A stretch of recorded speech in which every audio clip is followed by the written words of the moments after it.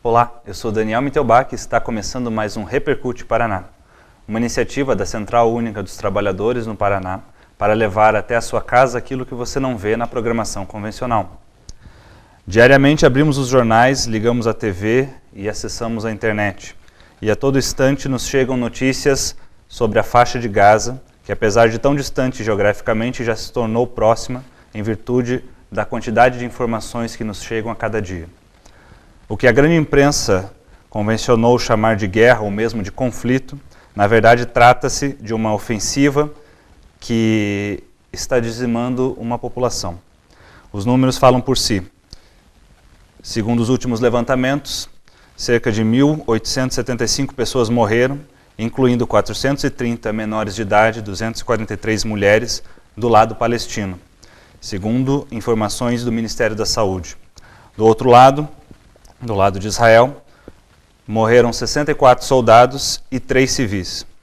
Para falar um pouco mais sobre esse assunto e sobre a questão da Palestina, convidamos e contamos em nossos estúdios com a presença do Walid Rabah, da Federação Árabe Palestina do Brasil, e também do Sr. Gamal Omairi, diretor religioso da Sociedade Beneficente Muçulmana do Paraná.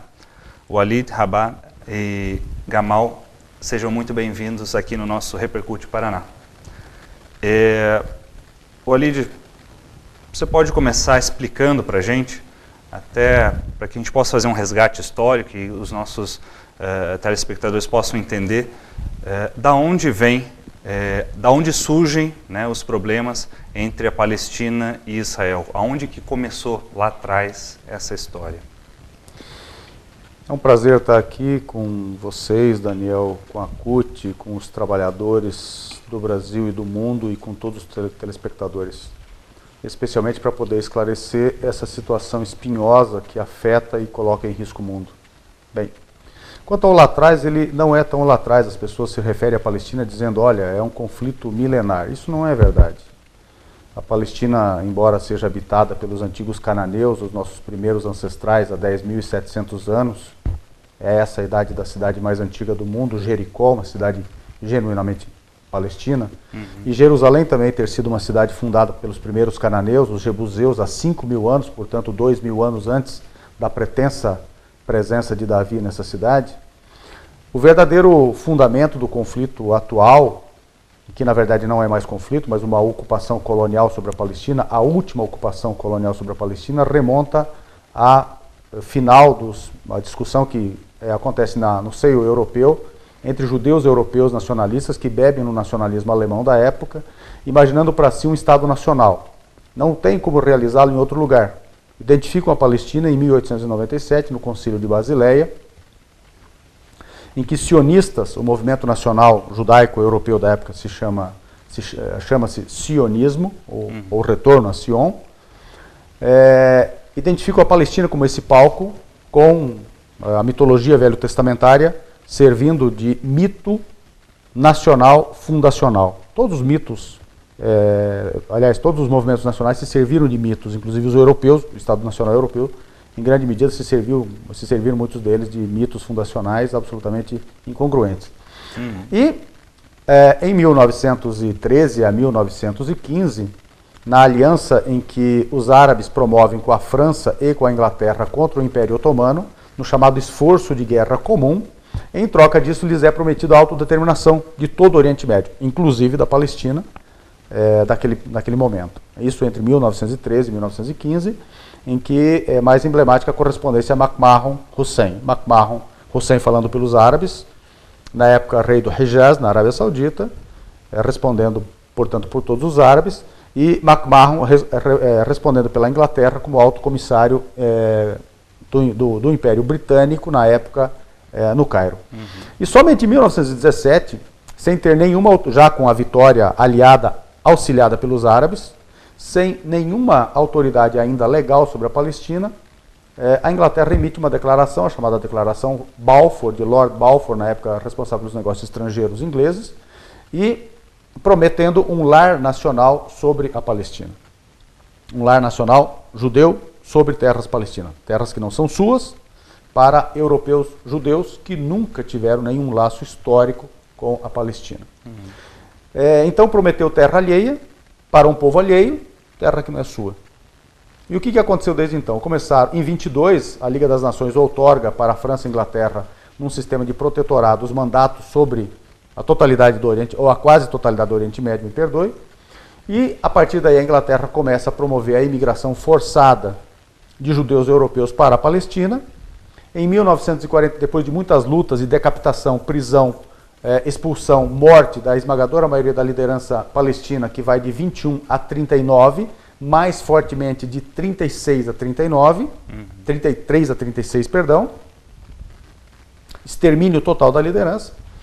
Segue-se a Segunda Guerra. A Segunda Guerra acontece uns eventos em que europeus matam europeus, cristãos europeus matam judeus europeus, ou seja, os palestinos e os árabes e os muçulmanos em geral nada tem de implicação nisso.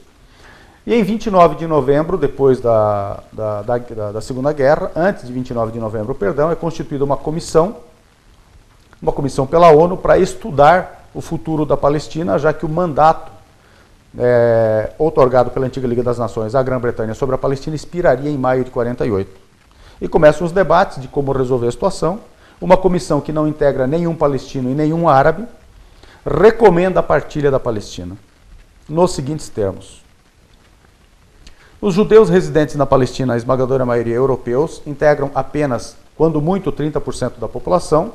Os outros 70% ou mais por cento da população é de palestinos históricos, sempre residiram ali.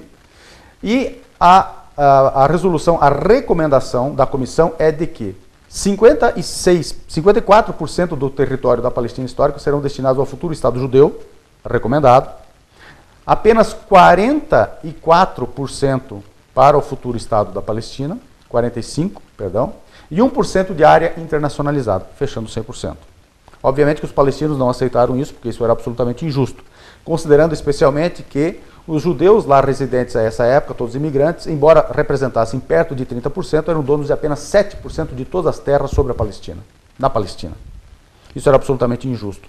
E começou a haver uma série de conflitos, imediatamente, a data de 29 de novembro. Porque em 29 de novembro, a ONU, através de uma resolução chamada Resolução 181, a Resolução 181, chamada Resolução da Partilha da Palestina, aprova o relatório que recomenda. Portanto, não decide a partilha, apenas aprova o relatório e nem cria dois estados. A partir de dezembro desse ano, começam as lutas dentro da Palestina, especialmente começa a faxina étnica a partir de bandas terroristas judaicas extremistas e fascistas, todas elas integradas por europeus, de vilas e cidades e bairros palestinos, bairros em grandes cidades como Haifa. A ponto de a ONU determinar a instituição de uma nova comissão especial, ad hoc, para analisar a situação na Palestina e rever a recomendação da comissão anterior. Essa comissão é liderada por um diplomata sueco chamado Lord Folke Bernadotte. Folke Bernadotte estuda as coisas que acontecem no terreno, detecta a alteração demográfica pelo início da limpeza étnica promovida por essas bandas, expulsando o palestino de suas terras, e passa a construir um relatório que alteraria as recomendações anteriores. Vaza-se, por meio de informações secretas, que isso aconteceria. Três bandas terroristas judaicas, chefiadas neste momento por Yitzhak Shamir, assassinam Lord Folke Bernadotte, bem como 2 de seus acompanhantes, e vem a ser posteriormente, inclusive, este Yitzhak Shamir, primeiro-ministro israelense. Portanto, neste momento, as coisas se desenvolvem dessa maneira. No dia 15 de maio de 48, finalmente, com o mandato da Grã-Bretanha sobre a Palestina vencendo, Israel se autoproclama Estado, sem criação pela ONU, sem nada que definisse isso, se autoproclama, expulsa metade da população palestina da época, integralmente metade, limpeza étnica pura, destrói cerca de 560 aldeias, bairros, cidades e outros lugarejos menores palestinos, risca eles do mapa, se autoproclama Estado, toma mais território e fica com, sob seu poder, 78% da Palestina histórica. E, infelizmente, Estados Unidos e Israel e União Soviética imediatamente reconhecem Israel. É isso que permite Israel existir.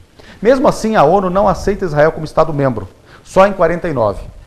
Por que em 49? Porque em 49, finalmente, a ONU emite uma outra resolução vinculante, a Resolução 194. O que diz a Resolução 194? Todos os refugiados devem retornar e Israel deve compensá-los por todas as suas perdas e restituir-lhes as propriedades e bens resultantes em desfavor deles, obviamente, usurpados deles no processo de limpeza étnica de dezembro de 49 a mais ou menos março de 49. E para Israel ser aceito como Estado-membro, aceita cumprir a Resolução 194. A Resolução 194, portanto, é a resolução sob a qual Israel aceita, tem o seu ingresso na ONU como elemento vinculante. É o único Estado aceito na ONU sob condição. Israel não cumpriu a Resolução 194 até agora, e desde então tudo o que acontece na Palestina nada mais é do que a continuação da faxina étnica por meio de genocídio puro, porque o genocídio não é só a morte, define-se genocídio pela desaparição cultural de um povo, e é isso que acontece até hoje. Então, se eu fosse fazer um breve histórico, seria isso. Suponho que isso seria bastante esclarecedor. Ou perdão. Eu acho que, de fato, né, para a gente traz todo...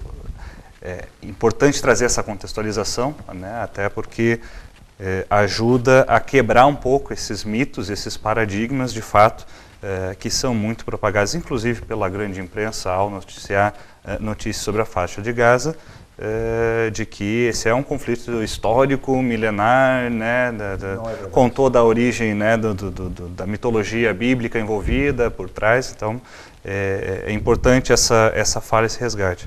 Agora, Gamal, diante disso, né, porque de fato a imprensa ela fala muito na questão das mortes, né, foca em especial as mortes, os ataques, mas não foca, na verdade, no cerne do problema, né? Ela não foca, de fato, nas possibilidades de resolução disso e de fato, não é esse o foco que a gente vê na grande imprensa. Então, assim, a minha pergunta, né, para você, nesse sentido, que de fato desejam hoje, né, os palestinos, né, lá na faixa de Gaza, enfim, o mundo árabe muçulmano, o que ele deseja de fato em termos de resolução, né, dessa questão? Bom, a questão palestina é muito complexa, né? Nós, como o Walid acabou de frisar agora, a questão histórica da Palestina, é bom que a gente coloque também que a Argentina foi cogitada como uma pátria, né? A Argentina, a nossa vizinha, poderia ter sido Israel. Isso está nos protocolos dos Sábios de Sião, né, como um projeto, né, que eles teriam de construir uma grande nação. Mas a questão de Gaza especificamente, ela é muito delicada, né, porque Gaza passa por um bloqueio há 7 anos, né, onde nada entra na região, nem medicamentos, nem alimentos.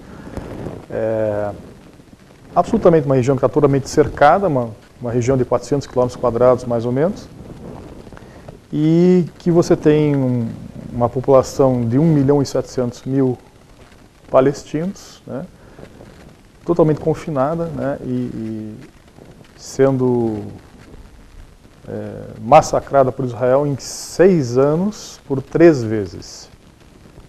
Então esse não é o único ataque que a gente está assistindo. Em 2009 nós tivemos uma outra agressão à população palestina, que vitimou também um grande número de vítimas. E a gente percebe que há um plano de uma limpeza étnica na região, né? A ideia é exterminar o maior foco de resistência palestina, que é a população de Gaza, né? Alegando, né, supostamente, que o Hamas, né, seria, por não reconhecer o Estado de Israel, né, porque o Hamas não reconhece o Estado de Israel, e, portanto, ele não seria um ator para negociar ou tivesse a legitimidade para poder, né, pleitear, né, os seus direitos, né, diante de Israel. O que nós percebemos, na verdade, é um plano, né, diabólico de tentar exterminar totalmente o povo palestino da região, né? E qualquer forma de resistência a isso, né, imediatamente é taxado por Israel como um grupo terrorista. Resistência legítima, né? A gente está falando de um país de um povo que teve o seu país saqueado, literalmente, que é a Palestina, né? E esse direito à resistência, né, é totalmente manipulado pela mídia, né, como se fosse, né, uma agressão ao Estado sionista. E, na verdade, o agressor é o Estado sionista, porque é ele o invasor. Né? Sim. Então, o povo palestino hoje é um povo que passa muitas dificuldades, né, devido justamente a esse cerco, né, a essa política que não dá direitos ao povo palestino. Né? Você não tem nenhuma forma de negociação que leve o povo palestino a uma autonomia concreta, a não ser a resistência. Os acordos de paz, infelizmente, não chegam a uma paz verdadeira, porque Israel assim não deseja. Né? Eu acredito que apenas a resistência é que possa levar o povo palestino à sua liberdade. Walid, você mencionou nessa tua contextualização, entre outras coisas, né, as resoluções da ONU, né, a forma também como as Nações Unidas agiram ou se omitiram, né, ao longo desse processo, mas qual é a avaliação hoje, né, sobre a postura da comunidade internacional nesse episódio, em especial a postura da ONU sobre isso? Infelizmente, eu até acho que nós precisamos citar uma outra resolução da ONU, que é a 242, que determina que Israel deve se retirar de todos os territórios conquistados pela guerra. E são essas duas resoluções, inclusive, que embasam todas as negociações de paz entabuladas entre a OLP e o Estado de Israel.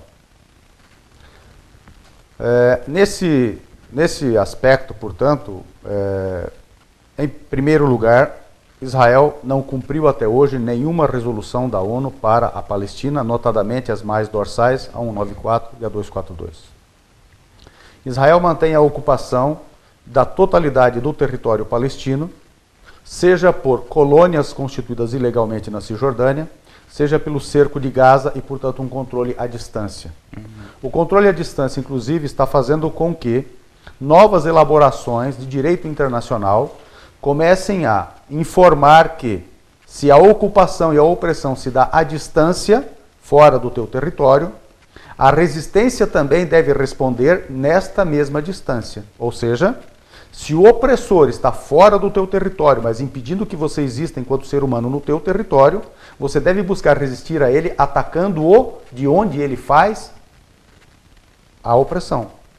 Ou seja, os próprios foguetes precários, quase de brinquedo, lançado pela resistência a partir de Gaza, à luz da nova construção jurisprudencial internacional, é lícita, porque ela integra o direito à autodeterminação e à autodefesa, gestada nos anos 70, por força dos países não alinhados, quando construíram, por seu mérito, por seu movimento militante, o direito à autodeterminação dos povos e o direito de resistir, inclusive pelas armas, com vistas a conquistar a descolonização nos anos 70. Então, nada do que acontece agora, em primeiro lugar, sob o ponto de vista dos palestinos, descumpre o regramento internacional. Ao contrário, quem o descumpre é Israel. Então, quem é ilegal frente ao direito internacional e, portanto, pária frente à chamada comunidade internacional é Israel. Precisamos definir também, Daniel, quem é ou o que é a comunidade internacional. Só há para Israel e Estados Unidos, conceituados como comunidade internacional, eles próprios. E por quê? Porque Israel tem o direito, aliás, usufrui do direito de veto dos Estados Unidos. Agora, por exemplo, a ONU reconhece o Estado palestino como Estado. Não pode ser membro pleno e sim apenas observador. Por quê? Porque Israel é contra, não só, porque os Estados Unidos têm o poder de veto e vetaram. Então, quem é que desobedece todas as resoluções? Quem é que não cumpre nenhuma resolução e quem veta todas as demais? Israel e Estados Unidos. Por fim, quem é, portanto, o resto da comunidade internacional? Mais de 150 países reconhecem o Estado da Palestina e reconhecem os direitos palestinos à luz das resoluções da ONU e de outros regramentos internacionais civis e humanitários. a 4ª Convenção de Genebra, a Carta dos Direitos Humanos, a Carta das Nações Unidas, etc. Se é assim, nós temos que quase 200 países no mundo, ou talvez perto de 6,5 bilhões de homens e mulheres que residem neste planeta, não são para Estados Unidos e Israel comunidade internacional. Eles apenas, ou uma pequena elite dos seus países, são a comunidade internacional. Era assim na época do apartheid na África do Sul. Inclusive o apartheid nunca caiu porque os Estados Unidos e a Inglaterra vetavam as resoluções que condenavam o apartheid. E Israel foi o último país que manteve relações até o último dia do apartheid. Inclusive Israel, por meio de cientistas seus, com cientistas ingleses e da África do Sul, nos anos 70, estiveram implicados em um projeto que foi chamado de bomba étnica, buscando uma bomba que mataria só negros e árabes. Shimon Peres, atual presidente de Israel, assinou em 75 com a África do Sul do apartheid acordos militares nos 3 tipos de armamentos convencionais e não convencionais. O não convencional propriamente dito, o nuclear e o bacteriológico e químico. Então Israel é apartheid hoje, um estado pária, porque Israel continuou o apartheid da África do Sul na Palestina, a ponto, por exemplo, de Desmond Tutu, o bispo anglicano emblemático na luta contra o apartheid, somente secundado por Nelson Mandela, ao visitar a Palestina, disse que o que acontecia na Palestina era pior do que aconteceu na África do Sul da época do apartheid. Então, quem é, afinal de contas, a comunidade internacional? Respondendo a tua pergunta, o que é comunidade internacional, o que é legalidade, quem cumpre, quem não cumpre, quem é pária e quem não é pária. Israel é pária, Israel não cumpre, os Estados Unidos não cumprem. Perfeito. Com esse esclarecimento, a gente vai fazer agora um breve intervalo e voltamos na sequência aí já para esclarecer mais alguns pontos dessa questão. Repercute, volta já.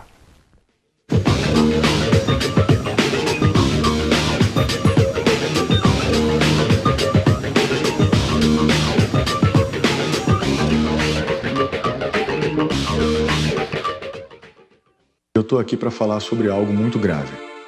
Há no Congresso Nacional um projeto de lei que pretende regulamentar a terceirização do trabalho no Brasil. A terceirização acontece quando o trabalho de alguém é vendido por um intermediário que lucra com isso. O resultado é prejudicial para todos, pois os trabalhadores perdem direitos e garantias conquistados com anos de lutas. Você sabia que as maiores vítimas de acidentes de trabalho no Brasil são os trabalhadores terceirizados? Além disso, a terceirização existe para que a produção fique mais barata, o que pode acobertar o trabalho escravo. Há algo errado quando uma grande marca ou uma empresa rural resolve terceirizar suas atividades. Pense bem, não se engane. Atrás do discurso de modernização da indústria e do campo estão as piores formas de exploração do trabalho humano. A prática da terceirização pode estar associada a uma realidade muito mais sombria do que parece. Um produto na prateleira pode esconder uma triste realidade de exploração de um trabalhador. É este o Brasil que você quer para as futuras gerações? Eu digo não para a terceirização. Eu digo não para a terceirização. E você?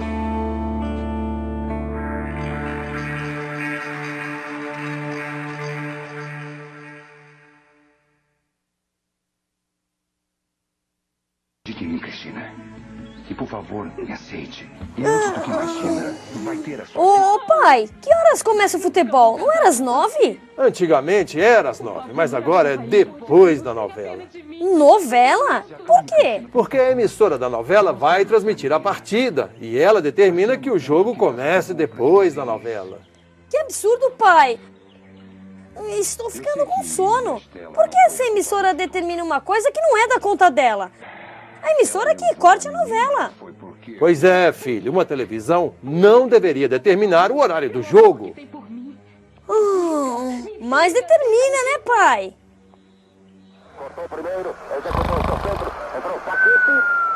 A concessão de canal de televisão é pública. Uma emissora de TV deveria servir ao interesse de todos e não o contrário. Por isso quero falar também.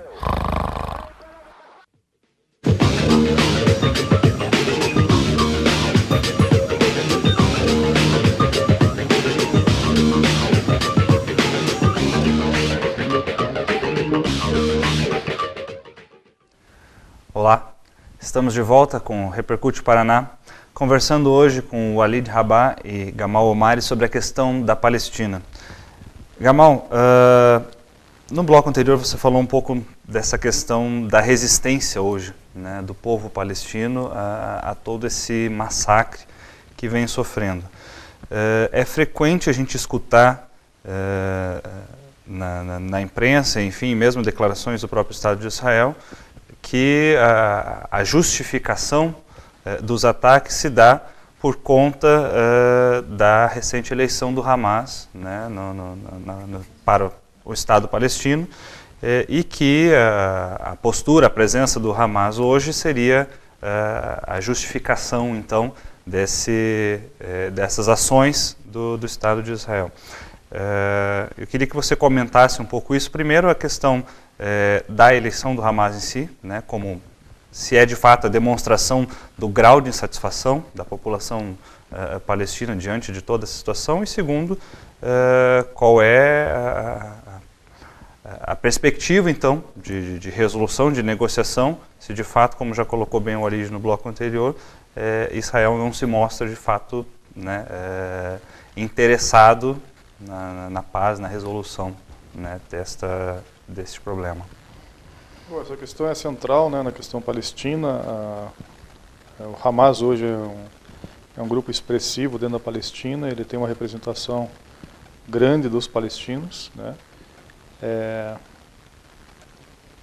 E infelizmente, talvez, né, diante da leitura do Estado sionista, eles não aceitam, né, o Hamas como um grupo que realmente legitime os palestinos, né?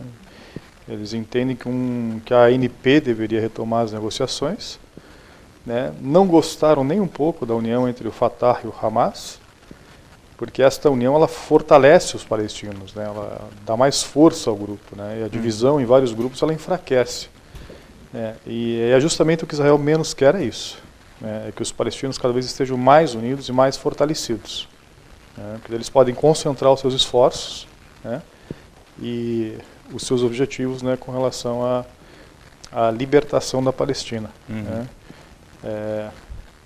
Eu creio que o Hamas se fortaleceu devido ao histórico de negociações anteriores que não deram certo, né? E isso frustrou bastante o povo palestino, né? E a linha do Hamas é uma linha libertária, né? De buscar a autonomia novamente da Palestina, né? Não reconhecendo o Estado de Israel, né? Essa é a linha do Hamas, né? Diferente da linha da ANP, que tem negociações com o Estado sionista e tem toda uma política que trabalha em cima disso. E obviamente que isso não agradou Israel, né? O bombardeio que a gente assiste hoje em Gaza foi só um pretexto, né, para eliminar aquela região, né, onde o sionismo utilizou a morte dos 3 adolescentes que morreram em Hebron, não em Gaza, né, já começa por aí. E a partir daí, né, abre essa guerra literalmente contra a população de Gaza, né, com a intenção de exterminar o Hamas. Né.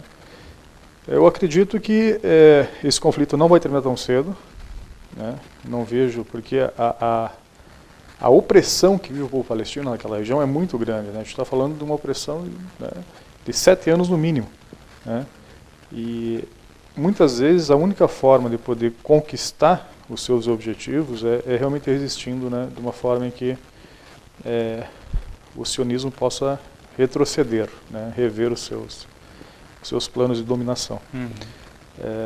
O Hamas tem um apoio hoje de alguns grupos, né, como o Hezbollah no Líbano e como o Irã, por exemplo, que o apoia,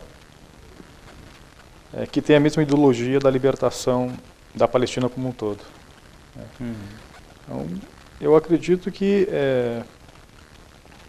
o Hamas busca os seus objetivos, ele não vai abrir mão desses objetivos, né?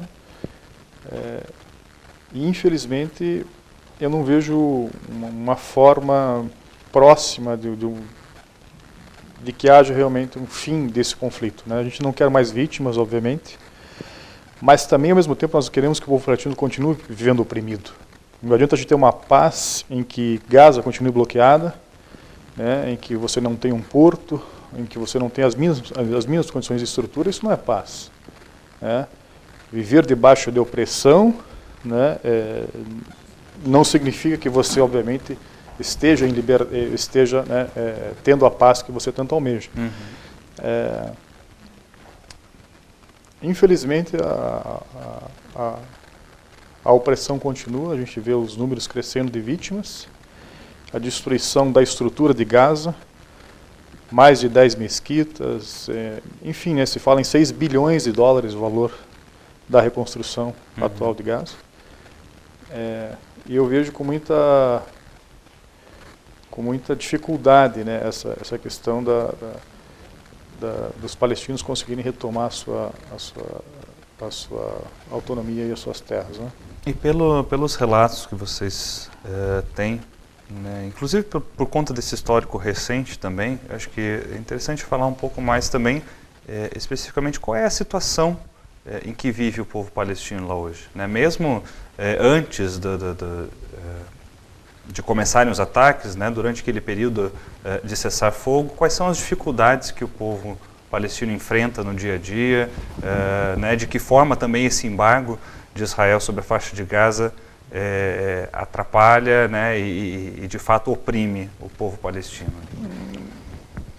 Atrapalha totalmente, né? Você percebe que a região de Gaza é totalmente cercada por todos os lados, né?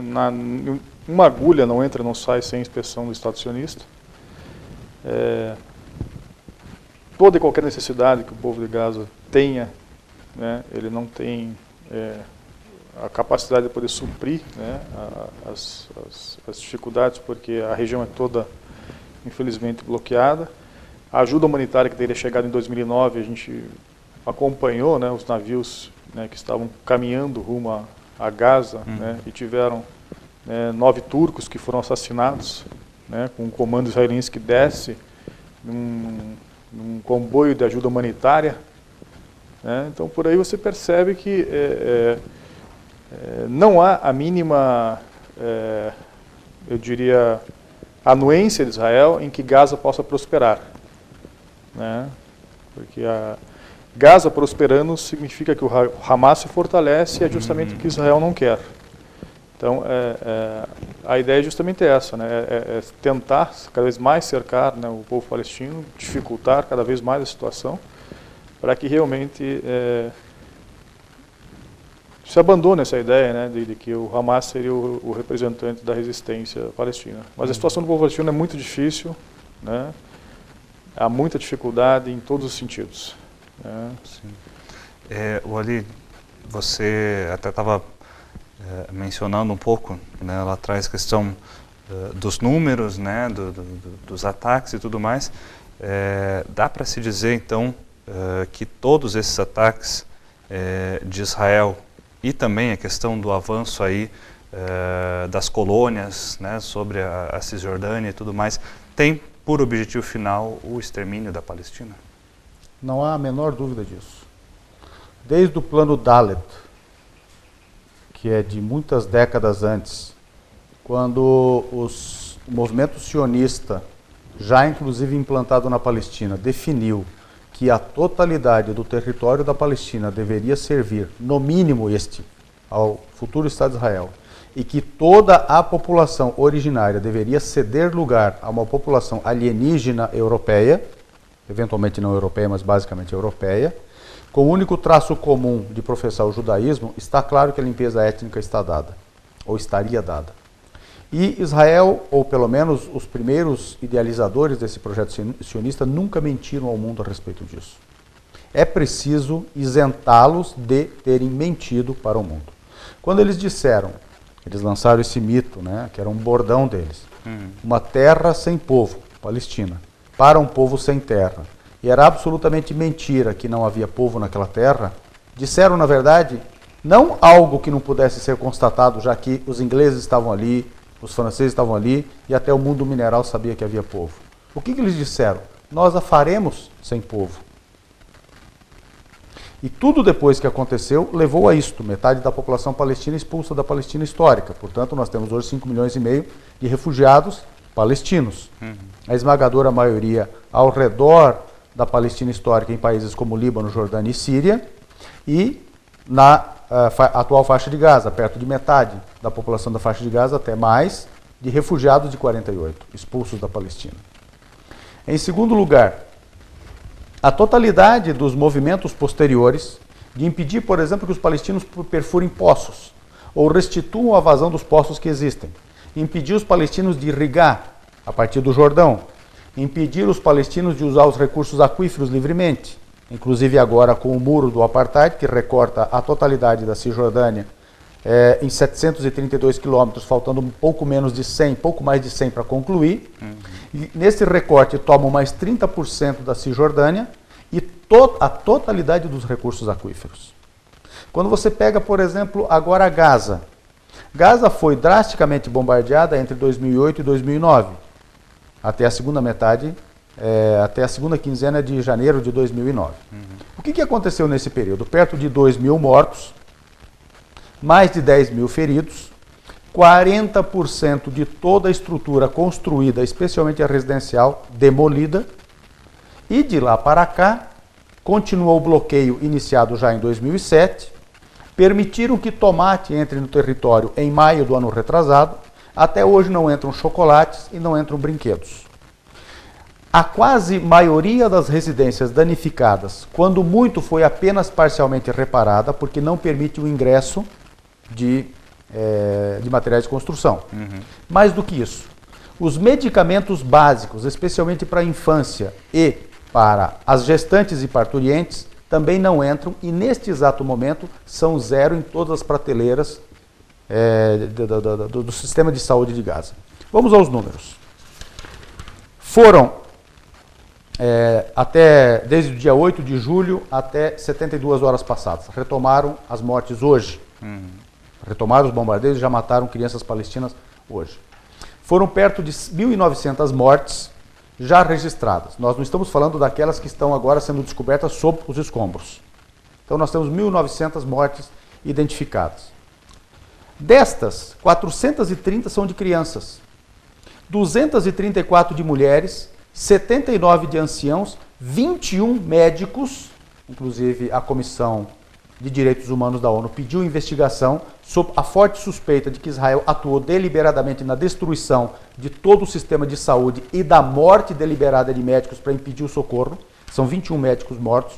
Causou o ferimento em 9.570 pessoas, 560.000 pessoas desalojadas e destruiu 10.000 casas integralmente destruídas. 12 hospitais, sem contar os centros de saúde, muitos deles da ONU, 141 escolas, grande parte delas da ONU, 6 abrigos da ONU, a única central elétrica integralmente destruída, veja, agora eu quero que preste atenção, todas as áreas de cultivo de Gaza foram bombardeadas, todas as granjas de criação de pequenos animais de Gaza foram bombardeadas, todos os moinhos de trigo, Daniel, foram bombardeados, a única fábrica de ração animal.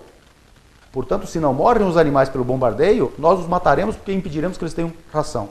E todo o sistema de água e esgoto foi danificado. E agora nós sabemos, aliás, não que nós não soubéssemos, nós sabemos que Israel resolveu informar ao mundo, porque se porventura alguém achasse que em 2008, 2009, Israel errou na operação, e por isso resultou numa morte de mulheres e crianças acentuada, agora nós sabemos que isto faz parte da eliminação da capacidade reprodutiva dos palestinos. Porque quando você mata mulheres, quando você mata as crianças, e quando você impede que haja medicamento para as crianças continuarem vivas, as que permaneceram, e as que ficaram feridas, porque nós estamos falando aqui, se nós temos quase 11.000 feridos, 10.000 feridos, nós estamos falando da mesma proporção de crianças feridas e mulheres feridas, na mesma proporção das mortas, que chegam à metade. Se nós vamos ter que as mulheres grávidas, como gestantes, não têm medicamento, as imediatamente em fase de parto, as parturientes também não têm, as crianças que nasceram não têm, as que estão feridas não têm, as que já estão mais velhas, estão doentes também não têm, estamos falando de um plano de genocídio e de limpeza étnica pela eliminação física de um povo imediatamente e pela sua capacidade de se reproduzir. É isto que Israel está fazendo. Quem quiser negar isto, vá para a África do Sul restaurar o apartheid. Volte para a Segunda Guerra para uma máquina do tempo e promova de novo a Segunda Guerra. Não adianta negar que Israel está promovendo na Palestina um verdadeiro genocídio. Não é só um banho de sangue. não é só uma orgia, não é só assassinato em série. Não é só isso. Não é erro de cálculo, não é só maldade pura de 2, 3 insanos que governam Israel. Este é um plano metódico de limpeza étnica. E todos têm que enxergar isto para além da mera morte. Não é à toa que nós temos agora uma das mais belas obras sobre a questão palestina, de um historiador israelense, hoje refugiado na Inglaterra, vigiado porque Israel pode matá-lo, cuja obra é A Limpeza Étnica da Palestina. Não é à toa que outro historiador, talvez o mais importante historiador residente em Israel, Shlomo Sand, nos informa através de 2 livros que tudo isso é um mito. O primeiro livro dele é A Invenção do Povo Judeu, tem no mercado editorial brasileiro, criticado que ele não soube dizer que, embora os judeus não fossem um povo, mas havia religiosamente uma ligação com a terra, ele escreveu um outro livro respondendo a essa pergunta, desta grossura, para responder esta bobagem, dizendo, cujo título diz, e depois o livro todo, claro, A Invenção da Terra de Israel. Então nós estamos diante de mitos velho-testamentários, inclusive em nome dos quais, alguns deles, se justifica o genocídio dos palestinos como cumprimento de profecias velho-testamentárias. É uma outra faceta doentia em que se faz servir de religião e de um Deus que não é o nosso Deus. Esse deve ser um outro Deus. Então, Daniel, acho que é pouco provável que seja capaz um outro diagnóstico do que a da limpeza étnica e do genocídio visando cumpri-lo deliberadamente. A gente vai fazer mais um breve intervalo e voltamos aí para tentar fechar essa questão olhando para frente e ver de que forma as pessoas de fato podem se envolver e podem se engajar também hoje na questão da Palestina. Repercute, volta já.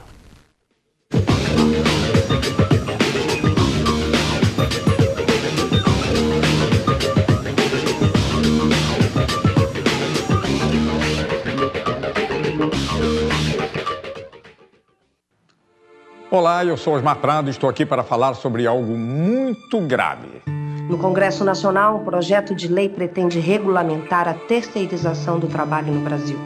Imagine a escola dos seus filhos sem professores, hospitais sem médicos e enfermeiros, uma construtora sem operários. Todos substituídos por profissionais com menos direitos e garantias.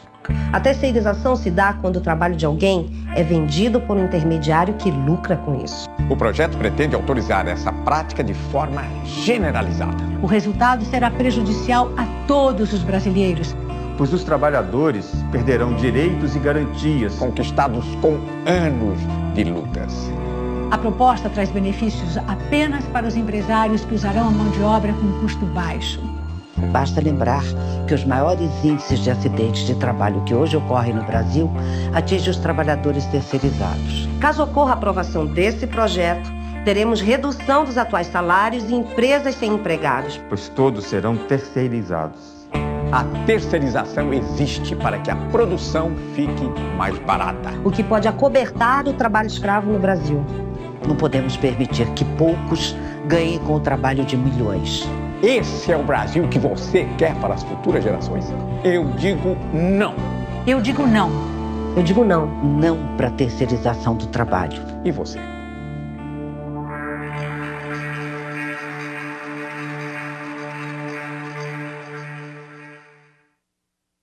Ouvimos muito sobre a violência contra a mulher, mas não falamos nada. Ouvimos mentiras sobre a luta do trabalhador, mas não falamos nada. Ouvimos sobre desigualdade social, mas não falamos nada. Ouvimos sobre a falta de democracia nos meios de comunicação, mas não falamos nada. Ouvimos muito e não podemos falar. Espera aí, eu também quero falar. Comunicação para todos. Quero falar também.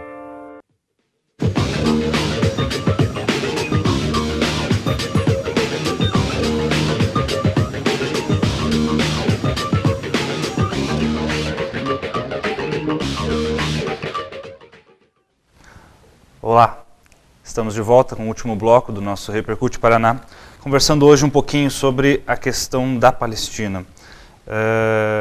Gamal, nos blocos anteriores a gente já fez aí todo o resgate, a contextualização do que acontece hoje na Palestina, em especial na faixa de Gaza, e inclusive também, né, pela informação, né, do Walid, a própria legitimação que os Estados Unidos hoje dão ao Estado de Israel.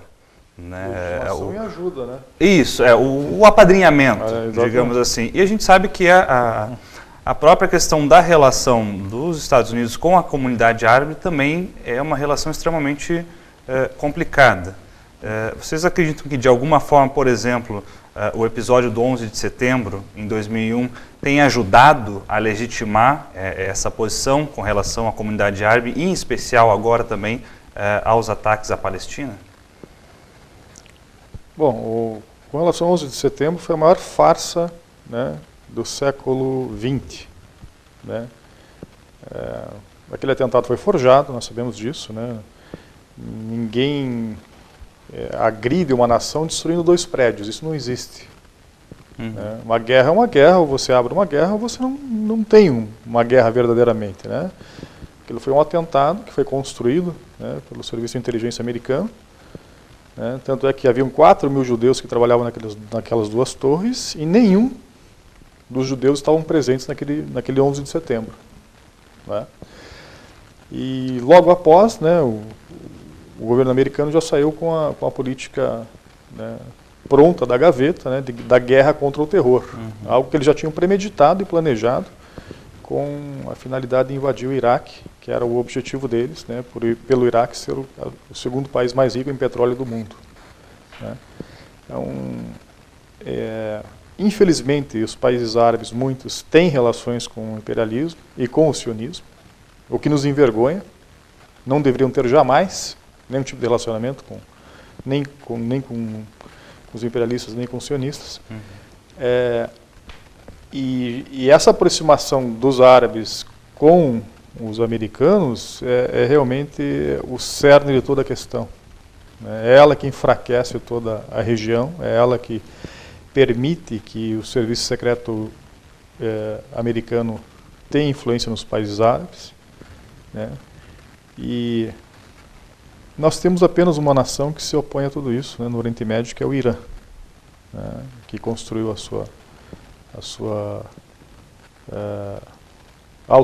através da autodeterminação, conseguiu a sua autonomia e hoje é uma nação independente de toda essa geopolítica mundial suja e nojenta, imperialista, que tem por objetivo dominar todo o Oriente Médio. Né, visto a guerra da Síria agora, que nós estamos assistindo, né, que faz parte desse mesmo complô, né, de minar as nações árabes, né, para que elas não sejam, nem sequer em sonho, inimigas de Israel. O objetivo central de toda essa articulação é esse, né, é fazer com que os árabes fiquem se degladiando entre si, enquanto Israel reina soberana, né, sem nenhum arqui-inimigo, digamos assim. Né. Eu vejo com muita dificuldade, né, toda essa manipulação que está acontecendo no Oriente Médio. Né. E espero que realmente os povos árabes acordem para a realidade. Né. E, enfim, né, que deixem de ter esse tipo de relações, né, que não deveriam ter jamais com o imperialismo. Walid, recentemente houve, né, inclusive foi um episódio que ganhou bastante repercussão por conta de toda a polêmica envolvida, a declaração, né, do diplomata israelense em nome do Estado de Israel sobre a atuação da diplomacia brasileira, né, acusando o Brasil de não ter importância diplomática nenhuma, né, no cenário internacional, por conta das declarações favoráveis, né, à Palestina, por conta de declarações, se não em favor da Palestina, pelo menos contrárias ao conflito e ao massacre que acontece. De que forma a gente pode dizer, né, de que forma, por exemplo, o povo brasileiro hoje pode intervir nessa questão? Né? Como é que as pessoas podem fazer, não apenas para saber mais, mas para se engajar de fato na causa palestina, né? E como é que isso pode, mesmo tão distante geograficamente do foco da questão, servir também de ajuda para que a Palestina de fato consiga, né, a sua autodeterminação enquanto povo, enquanto nação constituída? O povo brasileiro, em primeiro lugar, tem que ter orgulho do Brasil hoje. O Brasil hoje é uma potência econômica, é uma potência política, é uma potência diplomática, é uma potência ambiental, é uma potência alimentar, é uma potência marítima, é uma potência, por que não dizer, nuclear. Nós temos um programa nuclear avançadíssimo, 100% nacional, inclusive uma binacional com a Argentina, de energia nuclear. E nós somos, obviamente, uma potência, inclusive, bélica para proteger esse grande território. Portanto, muito diferentemente do que um anão moral, ético e político como Israel, que depende de um veto nas Nações Unidas, o Brasil não depende de um veto nas Nações Unidas. Né? O Brasil é um gigante em todos esses aspectos e, neste momento, um gigante moral e ético. Então, não é verdade que o Brasil seja o que esse minúsculo agente do imperialismo que é Israel quer fazer crer. Quem lidera um continente, como o Brasil lidera, e hoje lidera o mundo com Rússia e China nos BRICS, não é um anão. É anão aquele que está sendo espirrado como purulência assassina no continente que está, ou pelo menos no microcontinente que está o Oriente Médio. O Brasil não assassina ninguém, o Brasil não ocupa o país de ninguém, o Brasil não promove limpeza étnica, o Brasil não promove genocídio e o Brasil não descumpre resoluções da ONU. Então, vamos deixar as coisas nos seus devidos lugares. E é esse Brasil que nós temos que ter orgulho. Como pode o Brasil ajudar? Em primeiro lugar, como está ajudando. E como, inclusive, prometendo recursos para ajudar a pesca em Gaza. Bloqueadas, infelizmente, pelo outrora ministro da Pesca, um sujeito ligado ao Edir Macedo, uma igreja muito estranha ligada a Israel. Então, o Brasil pode ajudar desta maneira. Pode ajudar com projetos científicos, pode ajudar com intercâmbio cultural. E a população brasileira pode se informar melhor. Nós agora, por exemplo, estamos lançando, agora temos um blog chamado Urgente Palestina com todas as informações possíveis. Por enquanto, ele, na verdade, ele não é um blog, por enquanto é um perfil de Facebook. Mas ele já permite muitas informações, artigos muito densos sobre a questão palestina e, obviamente, o convite para visitar outros elementos eletrônicos de informação. E pode também começar a boicotar Israel, boicotando os produtos, sabendo qual é o código de barras, e boicotando Israel. Boicotando Israel nos seguintes termos: economicamente, deixando de consumir os seus produtos ou vinculados a eles. Aqui em Curitiba, por exemplo, infelizmente a prefeitura está permitindo que uma empresa israelense vinculada a equipamentos eletrônicos e que estão diretamente implicados a equipamentos militares que chacinam os palestinos, chamada Pango, instale aqui em Curitiba um sistema eletrônico para Star. Curitiba jamais deveria. Essa é uma forma de ajudar a Palestina e libertar a Palestina do genocídio étnico que passa a Palestina nas mãos de Israel. Você pode também boicotar cientificamente, academicamente, você pode boicotar culturalmente, esportivamente. Os ingleses já estão fazendo isso ao arrepio do seu governo. A Turquia já está fazendo isso, os turcos, ao arrepio do seu governo. A Nova Zelândia já está fazendo isso ao arrepio do seu governo. A Itália já está fazendo isso ao arrepio do seu governo. Vastas porções da Espanha e da França já fazem isso ao arrepio do seu governo. Portugal já faz isso ao arrepio do seu governo. A Escandinávia, Suécia, Finlândia e Noruega, Suécia, Noruega e Finlândia, fazem isso. Até nos Estados Unidos já está havendo este tipo de movimento. Há um movimento muito sólido no Chile, há um movimento muito sólido na Argentina, que impediu a Companhia de Água de Israel, por confiscar águas de Israel, dos palestinos, continuar com um programa de parceria para águas na Argentina. Foi expulsa da Argentina. É assim que o Brasil pode contribuir, especialmente congelando e até mesmo cancelando todos os acordos militares que o Brasil tem com Israel, especialmente na aquisição e desenvolvimento de equipamento bélico. O Brasil é o 5º maior adquirente desse tipo de equipamento do mundo de Israel. O Brasil, portanto, lamentavelmente, ao mesmo tempo que tem uma postura política gigantesca, por outro lado, se comporta auxiliando a ocupação e o genocídio ao adquirir especialmente equipamentos eletrônicos ligados à guerra e os próprios equipamentos de guerra, permitindo que Israel se autofinancie. Sim. E, Gamal, qual tem sido, isso, acho que a mensagem do Ali serve bem, para o povo brasileiro, mas qual tem sido a mensagem hoje para a comunidade árabe aqui em Curitiba, no Paraná, no Brasil, e como é que isso tem se organizado né, também inclusive a perspectiva de ajuda e de enfrentamento em favor da Palestina. Bom, a comunidade árabe tem se mobilizado em todos os estados do Brasil, né, com manifestações, com passeatas, dando entrevistas, divulgando aos seus membros, né, a realidade da Palestina. Tem conscientizado os seus quadros para que as pessoas realmente tenham informações verídicas a respeito do que acontece na Palestina. Eu acho que essa é a melhor forma de a gente conseguir realmente ter uma evolução no sentido de que as pessoas realmente conheçam a realidade do que acontece lá, divulgando a verdade sobre os fatos. E isso as comunidades, eu acredito que têm feito de uma forma bastante eficiente, né? Nesse momento em que a gente tem a capacidade de usar a internet, um veículo, né, de comunicação que tem dado grandes resultados no sentido da divulgação da causa palestina. Bom, infelizmente nosso programa já está chegando ao final. Temos aí mais um minutinho só. Eu queria agradecer, né, a presença de vocês aqui conosco, dizer que nosso programa e também a Central Única dos Trabalhadores está sempre de portas abertas, né, e vamos continuar também mobilizando os nossos militantes, né, em favor e em apoio da causa palestina. Então, muito obrigado, Walid. Obrigado, Gamal. Nós que agradecemos sempre a CUT. Muito obrigado. O programa de hoje vai ficando por aqui. Muito obrigado você que nos acompanhou. Também pode mandar suas críticas e sugestões para o nosso e-mail ou através do nosso Facebook. Obrigado e até o próximo programa.